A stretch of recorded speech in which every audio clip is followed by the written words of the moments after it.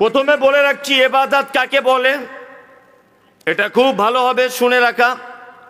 আমরা জানি নামাজ পড়া, হজ করা, যাকাত দেওয়া, কলেমা পড়া, দান করা, আত্মীয়তার সম্পর্ক বজায় রাখা, এগুলোই শুধু ইবাদত, এটা আমরা জানি।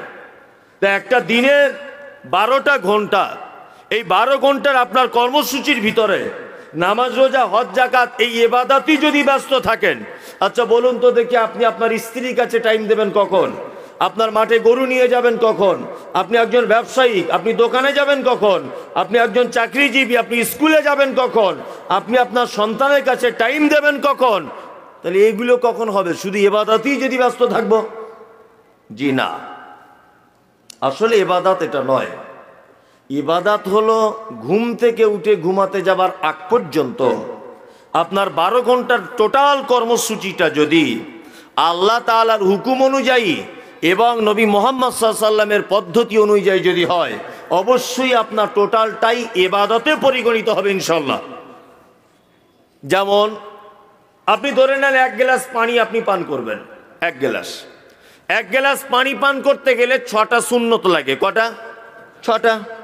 দেখে পানি পান করতে হয়, আলহামদুলিল্লাহ বলে পানি পান করতে হয়, 3 নিঃশ্বাসে পানি পান করতে হয়, বিসমিল্লাহ বলে পানি পান করতে হয়, বসে পানি পান করতে হবে, 3 নিঃশ্বাসে হবে, ডান হাতে হবে, এরকম 6টা, তাই তো? 6টা। তাহলে 6টা যদি আপনি সুন্নত অনুযায়ী 1 গ্লাস পানি যদি পান করেন, তাহলে বলুন তো দেখি নেকি হবে কি হবে না? হবে তো? হবে। আগে পানি পান করেছিলেন, ওতে নেকি হয়নি, কিন্তু এখন যদি 1 গ্লাস পানি পান করেন আল্লাহর নবী যেভাবে শিখিয়েছেন এই পদ্ধতিতে, তাহলে নাকি হবে ইনশাল্লাহ। ইনশাল্লাহ। শুধু পদ্ধতিতে একটু চেঞ্জ করে দেন, স্থানটা চেঞ্জ করুন। আপনাকে একটা কথা বলছি, আবু লাহাব ইসলামের সবথেকে শত্রু না সবথেকে বড় বন্ধু? শত্রু। আচ্ছা, কেউ যদি সারাদিনে 10 বার যদি আবু লাহাব আবু লাহাব আবু লাহাব আবু লাহাব এটা যদি কেউ বলে, আচ্ছা বলুন তো নেকি হবার চান্স আছে না নেই? আছে? নেই। মানে আবু লাহাব এক সাংঘাতিক খারাপ লোক, তাই তো? এইবার আপনাকে বলছি, কোরআনে একটা আয়াত আছে না, তাব্বাত ইয়াদা আবি লাহাবিউ ওয়া তাব্বা। আচ্ছা বলুন তো এইখানে যদি আপনি আবু লাহাবের নামটা বলেন, প্রত্যেক অক্ষরে 10টা করে নেকি হবে কি হবে না? হবে। তাহলে এতক্ষণ হচ্ছিল না, কিন্তু এখানে হবে, তাই না? ফেরাউন পৃথিবীর একটা সাংঘাতিক বদমাশ লোক, ইতিহাসের পাতাতে এর নাম কেউ মুখে নিতে চায় না, কিন্তু এই নামটাই যদি আপনি কোরআন মাজিদে পড়েন, একাধিক জায়গায় ফেরাউনের নাম এসেছে, আছে না? প্রত্যেক অক্ষরে 10টা করে নাকি আপনার আমলনামাতে লেখা হবে। শুধুমাত্র একটু স্থানটা চেঞ্জ করে দেন। জিলাপি কেন হারাম হতে যাবে? জিলাপি হারাম না হালাল? হালাল। ওই জিলাপিটা হারাম হয়ে যাবে যদি ওইটা কোনো মাজারে মানত করা জিলাপি হয়। ওই জিলাপিটা যদি কোনো ঠাকুরের সামনে যদি প্রসাদ হিসাবে ব্যবহার করা হয় বা তার সামনে মানত করা হয়, ওই জিলাপিটাই হারাম। কিন্তু এমনি জিলাপি আপনি কিনে আনুন কোনো দোকান থেকে, ওটা জায়েজ, কোনো অসুবিধা নেই।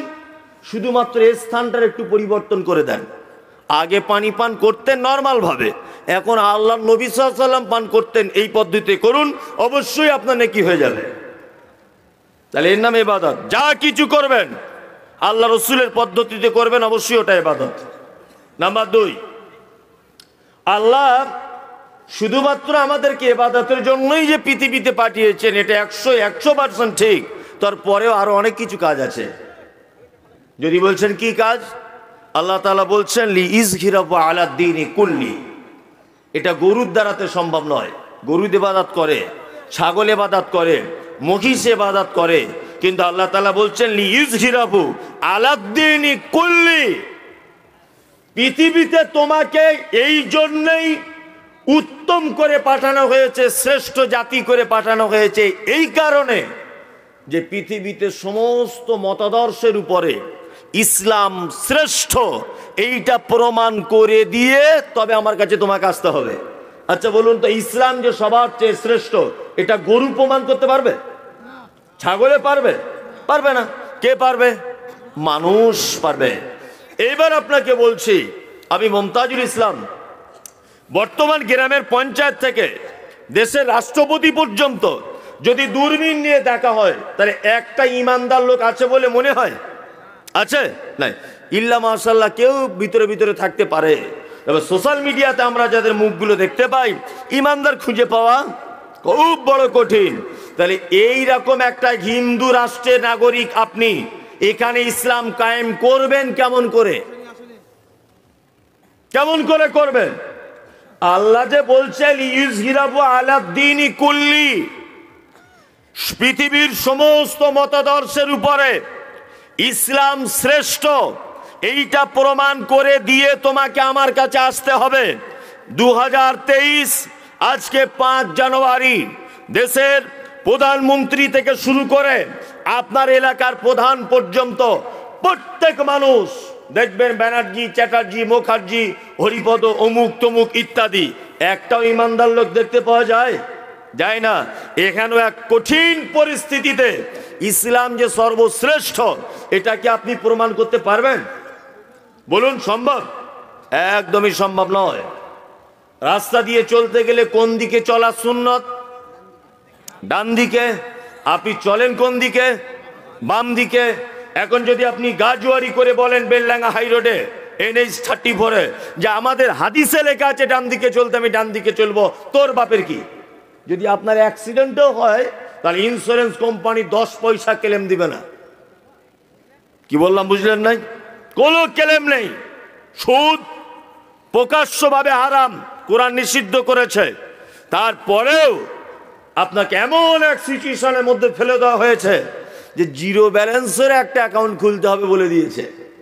আপনি বাঁচতে পারবেন? পারবেন? পারবেন না। অসম্ভব, আপনি বাঁচতে পারবেন না। আপনি কি করবেন? এরকম জায়গায় ইসলাম কায়েম করা সম্ভব? সম্ভব নয়। তাহলে এটা কি করা লাগবে মৌলভী সাহেব একটু বলে দিয়ে যান।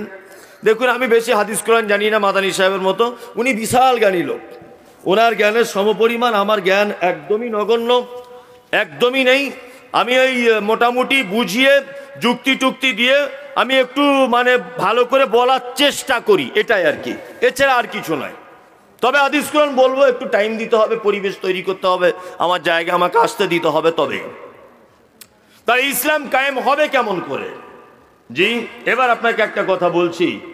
আচ্ছা, আপনি বর্তমান যে দেশের সরকারের অধীনে বসবাস করেন, আপনি যত বড়ই লালু হন, আপনি যদি সরকারের এগেইনস্টে কোনো কাজ যদি করেন, বলুন তো আপনাকে অ্যারেস্ট করা হবে কি হবে না?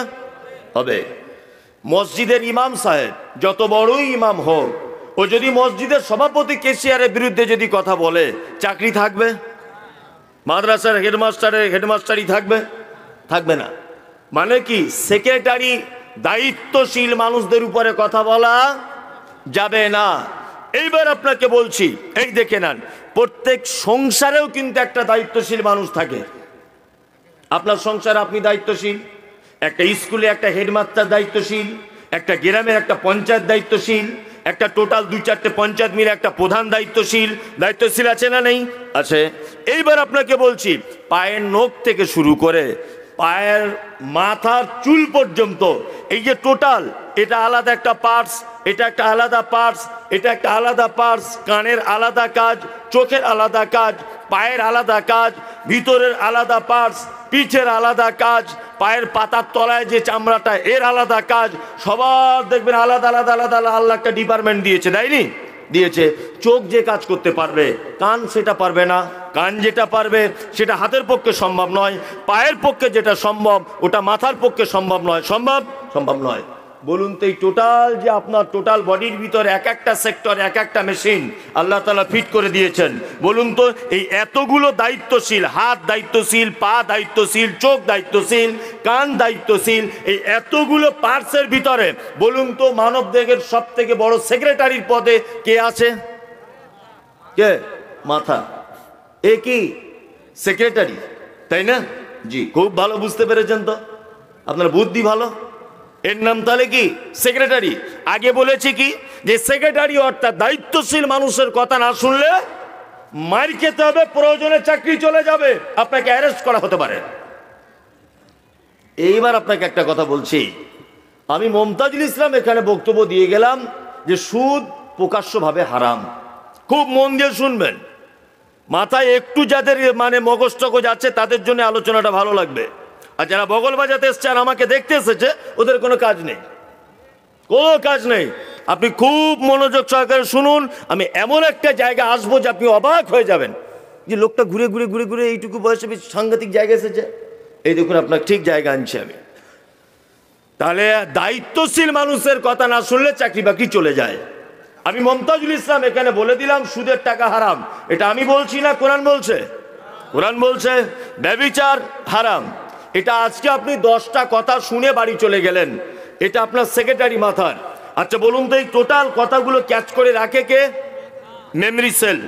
মাথার ভিতরে অনেক সেল আছে, তার মধ্যে মেমরি সেল বলে একটা সেল আছে, এর কাজ হচ্ছে এই সমস্ত কথাগুলোকে ক্যাচ করে রাখা। ভালো করে বুঝবেন। তাহলে এই কথাগুলো ক্যাচ করে রেখেছে। আপনার বন্ধু আপনাকে সুদের টাকা দিতে আসছে, আব্দুল্লাহ তোমার কাছে সুদের টাকা নিয়েছিলাম, এই নাও তুমি সুদের টাকাটা নাও। তোমার হাত বাড়িয়েছে, হ্যাঁ দাও সুদের টাকাটা। তখন মাথার ভিতরে সেলটা বারবার বলছে মমতাজুল ইসলাম বলে দিয়ে গেছে সুদের টাকা হারাম, নেওয়া চলবে না। আচ্ছা বলুন তো আপনার মাথা যদি সেক্রেটারি হয়, আপনার সেক্রেটারির কথা অনুযায়ী আপনার হাতকে সুদের টাকা থেকে বাঁচাতে পেরেছেন? পেরেছেন? পারেননি। পরনারীকে দেখা এটা মারাত্মক বড় পাপ। আপনার চোখ বারবার দেখতে চাইছে, আপনার ব্রেনটা সেক্রেটারি বারবার প্রতিরোধ করছে পরনারীর দিকে দেখবে না, এটা মারাত্মক বড় পাপ। বলুন আপনার সেক্রেটারির কথা অনুযায়ী আপনি আপনার চোখকে কন্ট্রোল করতে পেরেছেন? পারেননি।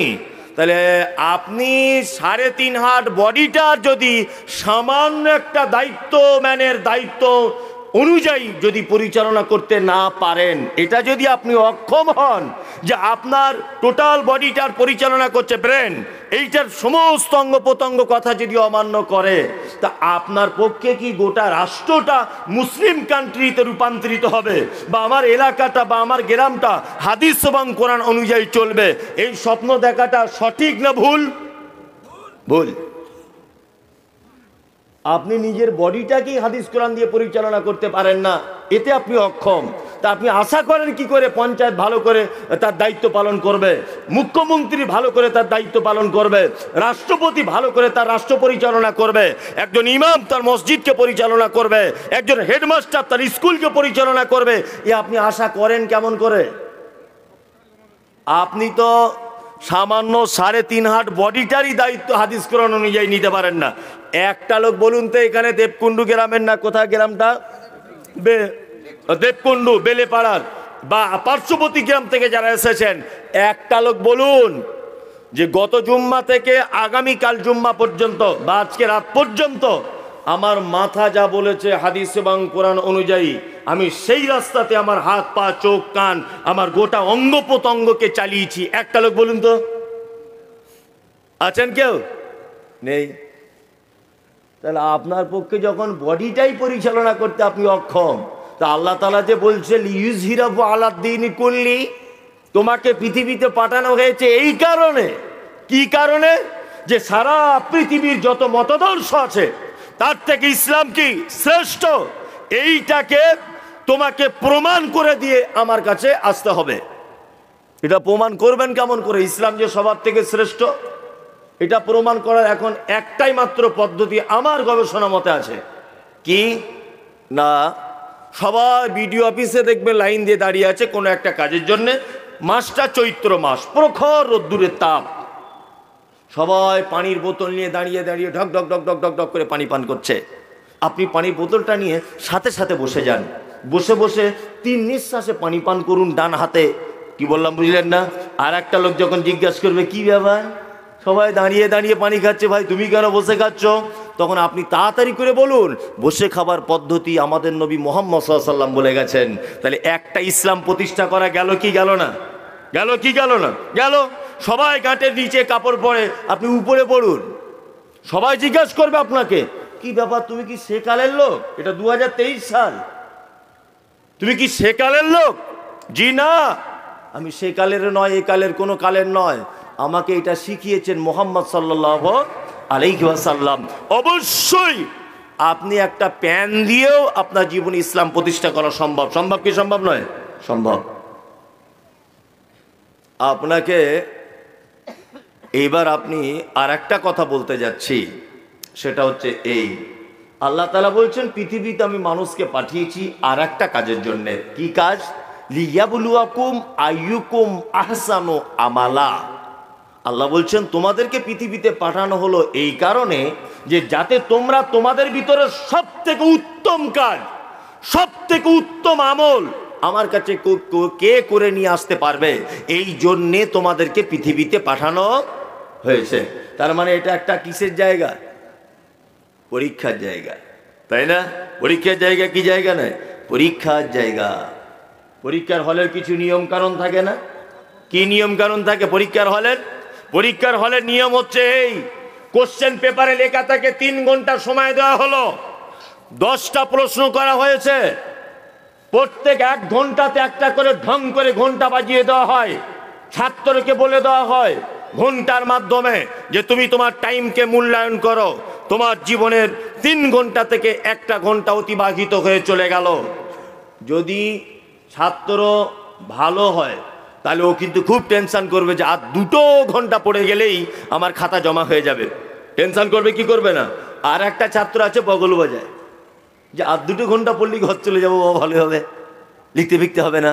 হ্যাঁ, পরীক্ষা 3টে ঘন্টা পড়ে গেল, 2জনাই বাড়ি চলে এলো। রেজাল্ট আউট যেদিন হবে, আচ্ছা বলুন তো কে হাসবে আর কে কাঁদবে? হ্যাঁ, যে বগল বাজিয়েছে সে কাঁদবে, তবে ও কাঁদবে না। এখনকার মডেলিং ছেলে তো, ও আবার বলছে ও ভালো রেজাল্ট করেছে, ও যদি চাকরি পেয়ে যায় তা ও যে স্কুলে চাকরি করবে সেই স্কুলে যে বিল্ডিংটা করতে হবে তার জন্য তো রাজমিস্ত্রিও দরকার। ও না হেডমাস্টার হবে, আমি না রাজমিস্ত্রি হব। খুব বুদ্ধি হয়। ও ফেল করেছে তারপরেও বলছে আমি নয় রাজমিস্ত্রি হব, ও নয় হেডমাস্টার হবে। বন্ধু, এটা কি মাস? জানুয়ারি, তাই না? জানুয়ারি। আল্লাহু আকবার। কত মুসলিম যুবক ছেলেকে দেখা যাচ্ছে 1 জানুয়ারি ঢোল তবলা নিয়ে চড়ুই ভাতি, ফিস্টি, পিকনিক, গার্লফ্রেন্ড বয়ফ্রেন্ড বিভিন্ন জায়গায় মাতম করে করে বেড়াচ্ছে বগল বাজিয়ে। করছে কি করছে না?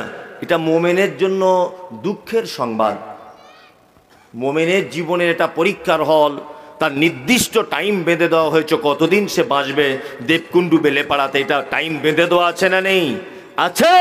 তার জীবন থেকে 1টা বছর অতিবাহিত হয়ে গেল, একজন মোমেন হয়ে অনুতপ্ত করবে যে আল্লাহ কতটা রোজা করতে পারলাম, কতটা নামাজ পড়তে পারলাম, কতটা জাকাত দিতে পারলাম, কতটা কারোর সঙ্গে ভালো ব্যবহার করতে পারলাম। সে টেনশন করবে কি করবে না? করবে। আর যারা বগল বাজাচ্ছে, ডিজে বাজিয়েছে, এদের ব্যাপারে বলা হচ্ছে ফিন্নার খালিদিনা ফিহা, এরা জাহান্নামের ভিতরে থাকবে চিরস্থায়ী। যারা ফেল করে যাবে আল্লাহর পরীক্ষাতে, চিরস্থায়ী জাহান্নামে। এখানে রাজমিস্ত্রি করে খাওয়া যাবে, ও ঘি ভাত খামি, আমি লবণ ভাত খাবো, এটা সম্ভব। কিন্তু আল্লাহর পরীক্ষায় যদি কেউ ফেল পড়ে যায়, হ্যাঁ, কে? আগুনের ভিতরে থাকতে হবে অনন্তকাল। এক সাংঘাতিক ব্যাপার। আমি পবিত্র আল কোরআনের সূরা আনফালের কয়েকটি আয়াত আপনাদের সামনে তেলাওয়াত করেছি। এই আয়াতের দিকে চলে গিয়ে এবার বক্তব্য শুরু করে দিচ্ছি কোরআন দিয়ে একটা একটা করে। তার আগে আপনাদেরকে আরো একটা জিনিস জিজ্ঞাসা করছি, সেটা হচ্ছে এই, আচ্ছা বলুন তো দেখি, তাহলে ভাবছেন যে এতক্ষণ তাহলে এমনি বকছেন? জি না, এমনি বকিনি। আমি অনেক কিছু আপনাকে আরো বলতে এসেছি, সেগুলো শুনুন। কোরআনে এইরকম শব্দ আছে না নেই? মুনাফিকুন আছে, মুশরিকুন আছে, কাফিরুন আছে, ফাসিকুন আছে, মুত্তাকুন আছে, মুমিনুন আছে। আছে। একটার ব্যাখ্যা করে দিই খুব বিস্তারিতভাবে, আর একটা দুটো হালকা হালকা করে করি। সেটা হচ্ছে এই মুমিনুন। পৃথিবীতে মোমেন কারা, মোমেনদের কোয়ালিটি কেমন হয়, এই ব্যাপারে 2-4টে কথা আপনাদেরকে বলে দিয়ে যাই। তার আগে মুনাফিক, মুশরিক, ফাসিক এদের ব্যাপারে 2-4 মিনিট করে বলি, তাহলে আপনার অনেকগুলো বিষয় জানা হবে। এক, প্রথমে জেনে নেন মুনাফিক। আচ্ছা, মুনাফিক কাকে বলে সবাই জানি আমরা, তাই না? আমার কাছে আরো সহজ ভাষায় জেনে নেন। মুনাফিক হলো তারা যাদের মুখে থাকে মধু, অন্তরে থাকে বিষ, এরা হচ্ছে মুনাফিক। খুব সহজ বাংলা বুঝলেন না? মুখে থাকে কি মধু, অন্তরে বিষ, এ হচ্ছে মুনাফিক। আসসালামু আলাইকুম।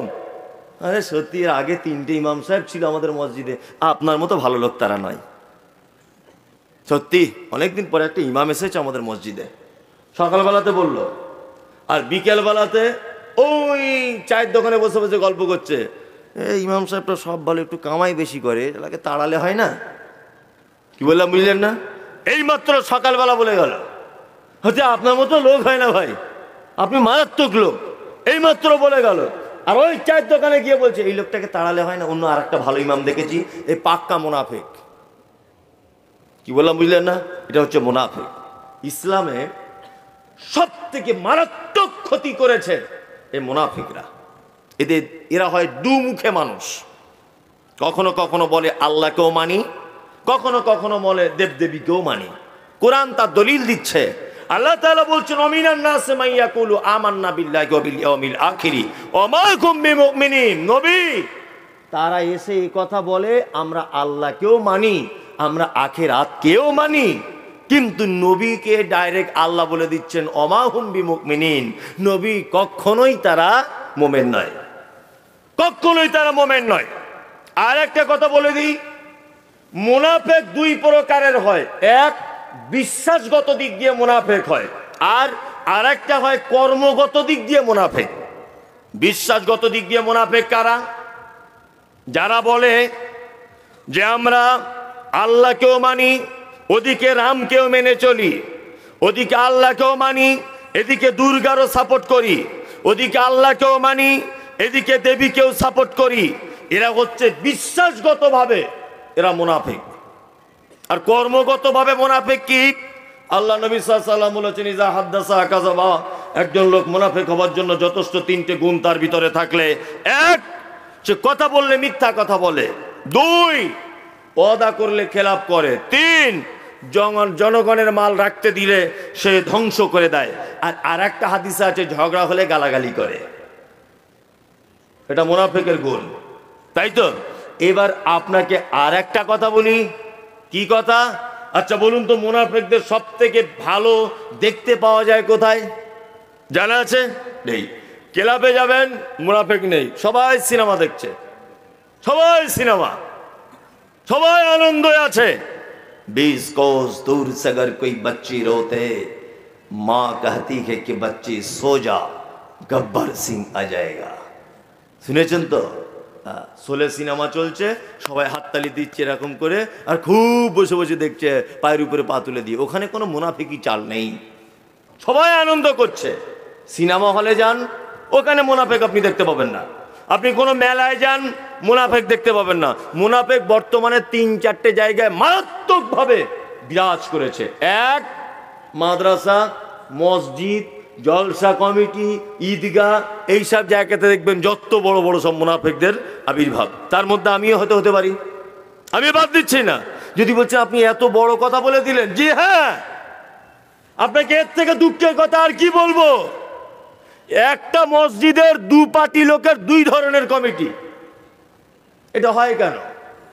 একই মসজিদের সেক্রেটারি হওয়ার জন্য মারামারি, ক্যাশিয়ার হওয়ার জন্য মারামারি।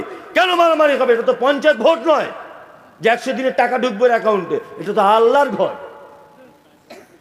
এখানে মারামারি লবিবাজি কেন? এটা আল্লাহর ঘর। এটা এখানে বরঞ্চ অনুপরিমাণ টাকা এদিক ওদিক হয়ে গেলে আল্লাহর দরবারে জবাবদিহি করতে হবে। হবে কি হবে না? হবে কি হবে না? যে এইখানে কমিটি মারামারি কেন? যারা মারামারি করে ভেবে নিতে হবে ওরা নিশ্চয় আত্মসাৎ করার চিন্তা ভাবনা আছে ওদের। তারা মসজিদ আল্লাহর ঘর, এখানে কোনো মারামারি করবে? ও পঞ্চায়েত ভোটে লড়াই করুক, ওখানে 100 দিনের টাকা আসবে, ইন্দিরা আবাসনের ঘর আসবে, ও যদি ঝাড়া খাবার ধান্দা ওখানে করবে। একটা মসজিদে 2 রকমের 2টো পার্টির 2টো কোয়ালিটির কমিটি, এ কেমন ধরনের? আল্লাহু আকবার। এবার আপনাকে আবার বলছি, আচ্ছা বলুন তো, পৃথিবীতে যত পাপ আছে তার মধ্যে সব থেকে বড় পাপের নাম কি? শিরক। দ্বিতীয় বড় পাপ পিতামাতার সঙ্গে গালি দেওয়া। তৃতীয় বড় পাপ বেদাত। চতুর্থ বড় পাপ, মানে সিরিয়াল ভাবে বলছি না, বড় বড় পাপগুলো দেখাচ্ছি। সুদের টাকা খাওয়া, ব্যভিচার করা, মিথ্যাভাবে কোনো মুসলিম ভাইকে হত্যা করা, মুসলিম কোনো নারীকে, সতী নারীকে মিথ্যাভাবে অপবাদ দেওয়া, এগুলো পৃথিবীতে সব থেকে ভয়ঙ্কর বড় পাপ। অথচ এখানে যত আলেম ওলামা বসে আছেন, একজন আমাকে এটা প্রমাণ করে দেখান, বলুন কোন আলেম, কোন শায়েখ মাশায়েখ, একজন বলুন আল্লাহ নবী সাল্লাল্লাহু আলাইহি ওয়াসাল্লাম বা আল্লাহ বলেছেন একটা লোক যদি শিরক করে তাকে জাহান্নামের একেবারে নিম্ন স্তরে দেওয়া হবে, আল্লাহ বা আল্লাহ নবী কথা কিছু বলছেন না। একটা লোক যদি পিতামাতার সঙ্গে অসৎ ব্যবহার যদি করে, ওই লোকটা জাহান্নামের একেবারে তলাতে থাকবে, একথা আল্লাহ নবী বা আল্লাহ কিছু বলছেন না, কিন্তু আল্লাহ বলছেন ইন্নাল মুনাফিকিনা ফি দারকিল আসফালি মিনান নার, নিশ্চয়ই মুনাফিকরা জাহান্নামের একেবারে নিম্ন স্তরে থাকবে। তার মানে পৃথিবীতে যত পাপী আছে, মুনাফিকদের মতো বড় বদমাশ আর পৃথিবীতে কোনো লোক নেই। সব থেকে বড় মুনাফিকরা ইসলামে ক্ষতি করেছে। সারা পৃথিবীতে ইসলামটাকে আপনি একটু সরিয়ে দিয়ে রঙিন চশমা দিয়ে যদি সারা ভারতবর্ষের ইতিহাস, সারা পৃথিবীর ইতিহাস যদি আপনি উল্টে দেখেন, সারা পৃথিবীতে যত বিপর্যয় ঘটেছে, সারা পৃথিবীতে যত রকমের সাম্প্রদায়িকতা হয়েছে, সারা পৃথিবীতে যত রকমের যুদ্ধ বিদ্রোহ হয়েছে, সারা পৃথিবীতে যত নিরীহ মানুষ তারা জেলখানাতে বন্দী হয়েছে, সমস্ত পিছনে কারণ রয়েছে এক শ্রেণীর মুনাফিক মানুষদের। এক শ্রেণীর মুনাফিক মানুষদের হাত রয়েছে এর ভিতরে। তার দৃষ্টান্ত প্রোগ্রাম, তার দৃষ্টান্ত অনুষ্ঠান, তার দৃষ্টান্ত সব থেকে জ্বলন্ত প্রমাণ হচ্ছে আমাদের পার্শ্ববর্তী দেশ, তার নাম বাংলাদেশ। পৃথিবীর একটা, আমার চোখে এই মুহূর্তে সোশ্যাল মিডিয়া, নিজে গিয়ে দেখা, পত্র পত্রিকায়, ইউটিউব ফেসবুক ঘেঁটে আমার নিজস্ব যে এক্সপিরিয়েন্স হয়েছে তাতে করে এটা আমার ধারণা, যদিও ধারণা ঠিক হতে পারে, ভুল হতে পারে, আপনার ধারণা আরো সঠিক হতে পারে, আমার চোখে মুসলিম দেশ হিসাবে সারা পৃথিবীতে যত দেশ আছে বাংলাদেশ তার মধ্যে উন্নত মানের একটা খারাপ দেশ। এই কারণে এদেশে জালেমদেরকে, এদেশে বদমাইশদেরকে, এদেশে চোরদেরকে প্রকাশ্য রাস্তায় ঘোরার জন্য লাইসেন্স করে দেওয়া হয়, আর কোরআনের হাফেজ বড় বড় আলেমদেরকে জেলখানাতে বন্দী করে রাখা হয়। তার নাম বাংলাদেশ।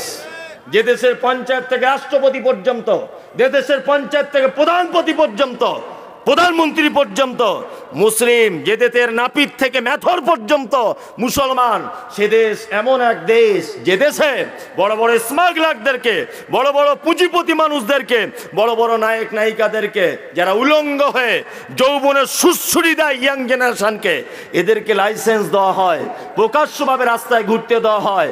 আর কোরআনের বড় বড় মুহাদ্দিস, বড় বড় হাদিসের পণ্ডিত, তাদের বিরুদ্ধে 5,000 কোটি টাকার মামলা করে দেয় এই মুনাফিকরা।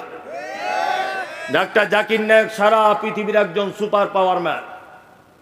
পৃথিবীর কোনো বিদ্যা এই মুহূর্তে ওর কাছে টিকতে পারে না, কোন রকমের বিদ্যা ওর কাছে দাঁড়াতে পারে না।